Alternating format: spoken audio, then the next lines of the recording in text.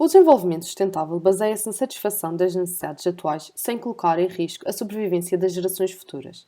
Então, é importante uma boa relação entre a economia e a natureza, de modo a promover a segurança do planeta.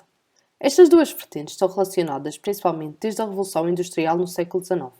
No entanto, devido à intensa produção industrial, temos observado um severo desequilíbrio na sustentabilidade ambiental e o progresso económico.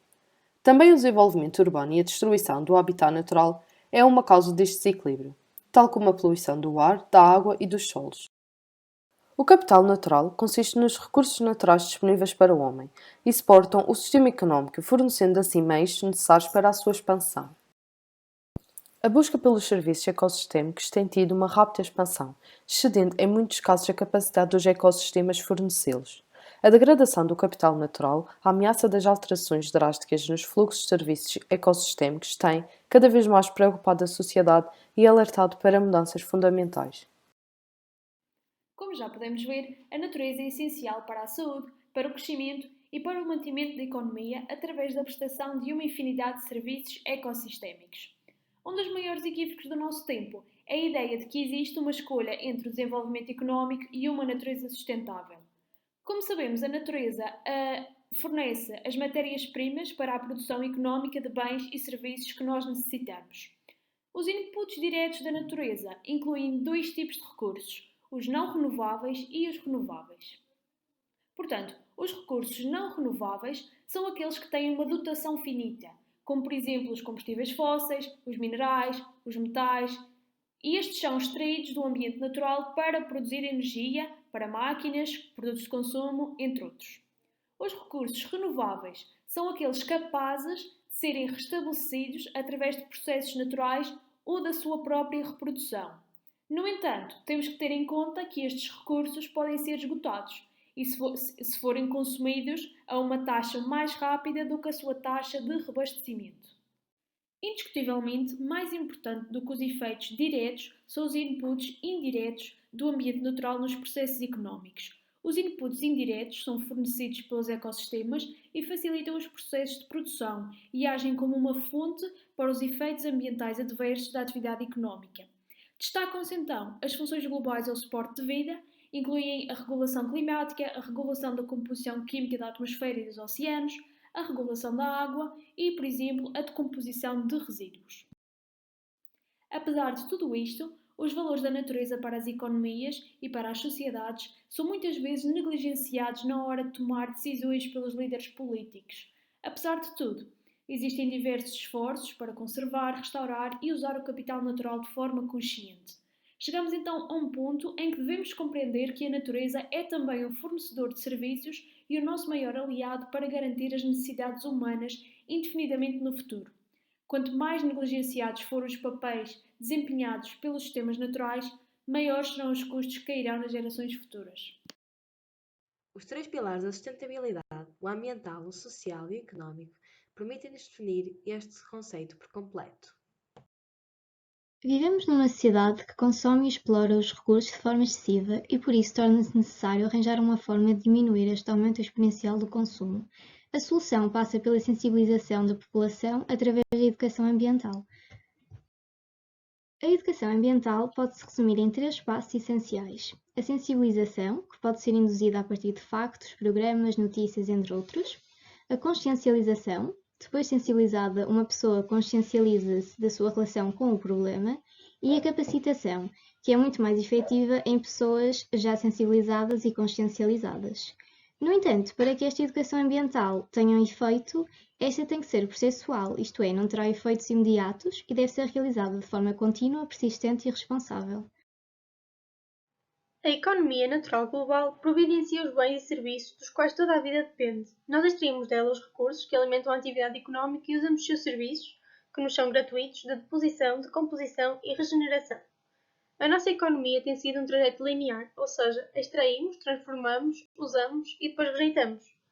É de notar que extraímos 65 mil milhões de toneladas de recursos globalmente todos os anos, dos quais apenas 7% são reciclados. Em 2050, esperamos ter uma população mundial de 9,7 mil milhões e com uma economia que exige 186 mil milhões de toneladas de recursos.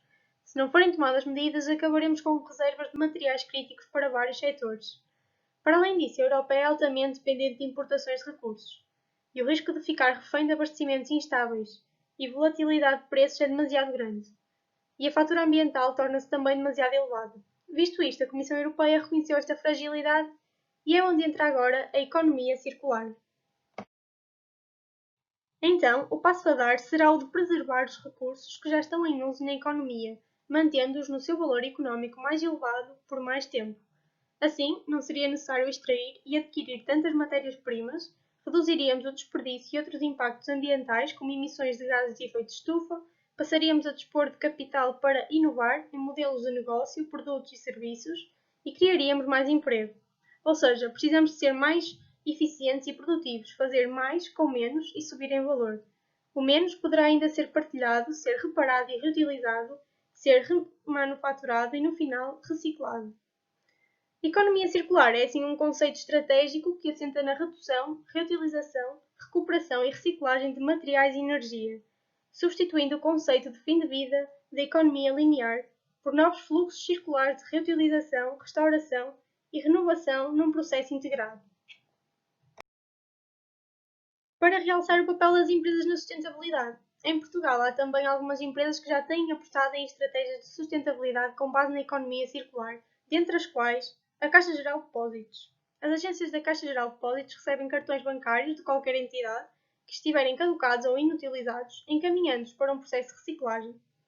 O resíduo resultante deste processo é utilizado depois para produzir peças de imobiliário urbano em plástico 100% reciclado. A Jerónimo Martins implementa o projeto de ecodesign de embalagens que inclui, entre outras ações, o desenvolvimento de um manual de ecodesign para fornecedores. O objetivo é reduzir o impacto ambiental das embalagens e otimizar os custos de produção, de transporte e da gestão de resíduos de embalagens. E por fim, o Continente tem um projeto de recolha de rolhas de cortiça dos hipermercados que tem duplo objetivo. Por um lado, a recolha de rolhas para a posterior reintrodução dos resíduos da cortiça como matéria-prima secundária em novos produtos. E por outro lado, o financiamento da produção em viveiros e plantação de árvores autóctones para melhoria e proteção de habitats naturais ou naturalizados. Por último, temos o papel e a importância de uma empresa sustentável. Para tal, atuam instituições, organizações ou empresas que, em cooperação com as organizações das Nações Unidas, contribuem direta ou indiretamente para a sustentabilidade. De uma forma indireta, temos o Conselho Empresarial para o Desenvolvimento Sustentável, BCSD, que abrange uma dimensão ambiental, uma social e uma económica que, em conjunto, contribuem para a sustentabilidade. Como, por exemplo, aqui em Portugal temos o grupo EDP, que lançou recentemente objetivos ambiciosos até 2030, como passar a produzir 90% de energias através de fontes renováveis e reduzir 90% das emissões específicas de dióxido de carbono. Temos, em 2005, eles começaram a instalar cerca de 4 milhões de painéis solares descentralizados. Uma empresa que planeja bem a sustentabilidade ambiental e que põe em prática ações efetivas no sentido de preservar o meio ambiente fornecerá uma boa imagem para a sociedade e abrirá portas para novos negócios. Para a implementação de uma gestão sustentável, a empresa pode implementar um sistema de gestão ambiental, SGA. Este sistema é conhecido pela Organização Internacional de Normalização e uma das normas é ISO 14001, que aborda os principais requisitos para as empresas identificarem, controlarem e monitorarem as questões ambientais. E terminamos assim a nossa apresentação, focando que o desenvolvimento económico sustentável é um tópico predominante em todo o mundo. A Europa é extremamente dependente da importação de recursos para manter viável a sua economia, tornando-a suscetível de ficar refém de abastecimentos instáveis. No entanto, Portugal tem vindo a desenvolver políticas de promoção do uso eficiente de recursos, trabalhando na sua gestão e valorização. E mais que nunca, é importante que as empresas apostem numa vertente sustentável no seu negócio.